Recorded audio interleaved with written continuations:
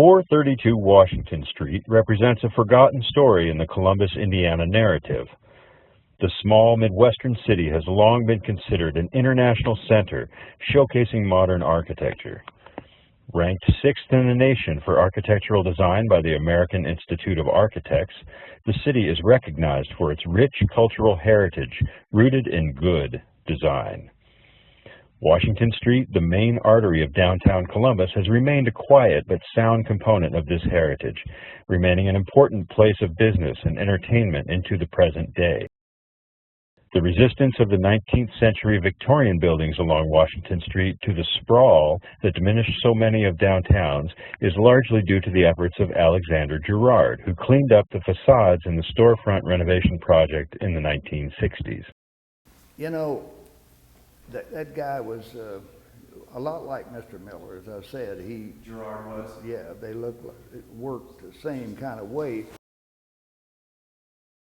Girard's vision was to create a prototype for the uncluttered and pedestrian-friendly American downtown, where both the old and new could coexist harmoniously with careful consideration of the greater community. 432 Washington Street is an unsung member in the chorus of Washington Street, Girard's wonderful gift to the public, hidden behind reflective glass that admits none to view the space beyond its true glory. 432 Washington was never meant to be a permanent office for the Cummins Corporation. Rather, it was intended to be a temporary headquarters for the offices during the renovation of nearby 301 Washington. And so then Cummins needs a new office space, and so they have Girard come in and to rework this entire office space. And so they didn't interview. Mr. Miller just said, Girard, we want you to do this. He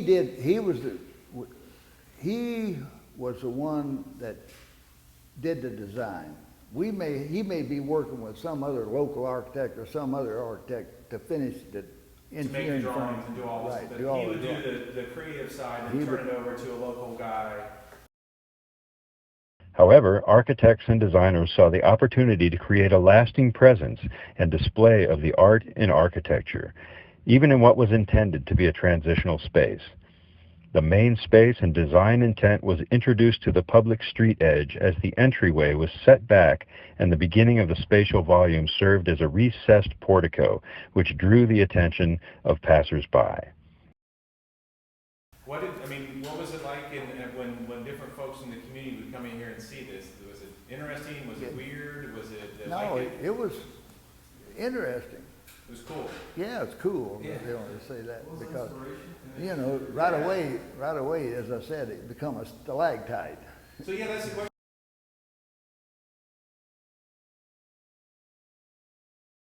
You figure out how to make each of these things, and then the guys come and assemble them, and they wire them, and they install all the other pieces in here, and then this office opens. Do you remember if Girard came back and sort of checked it over? Oh yes. Okay. More than once, okay, because we had three reviews of this, Okay. with Mr. Miller.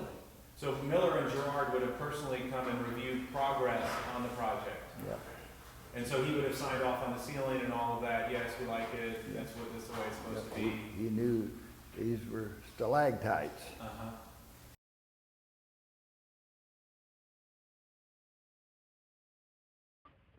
The grand storefront Girard designed has since undergone many alterations, and in its current state acts as a secured entryway and a walk-through corridor for Cummins Westport employees on their way upstairs to do the work of the company.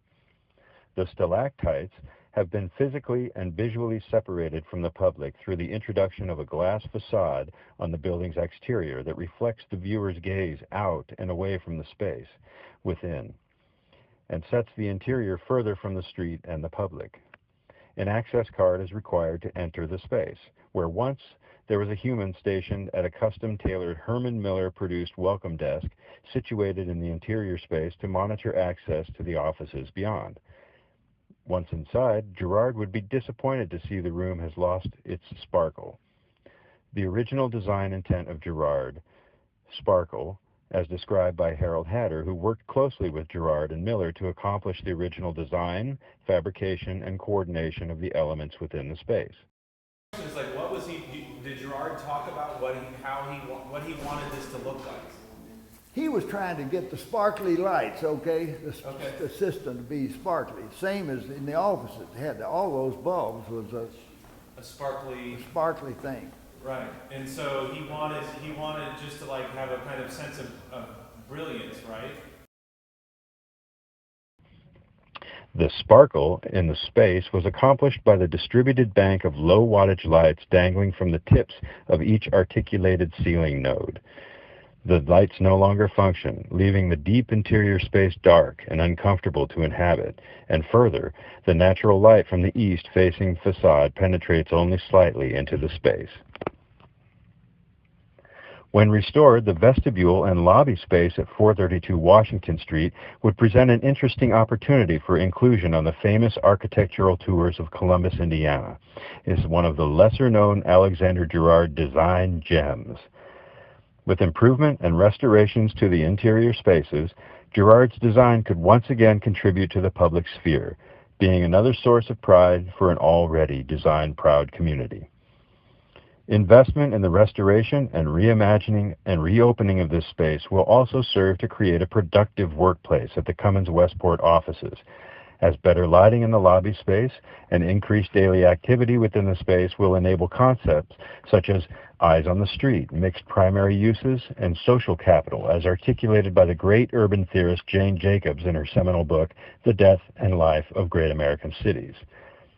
Moreover, restoring the lobby to a condition in line with its original design intent will create an atmosphere of inspiration and engagement at the Cummins Westport offices, and an alignment with the historic investment in better design and civic pride cultivated by Cummins Incorporated.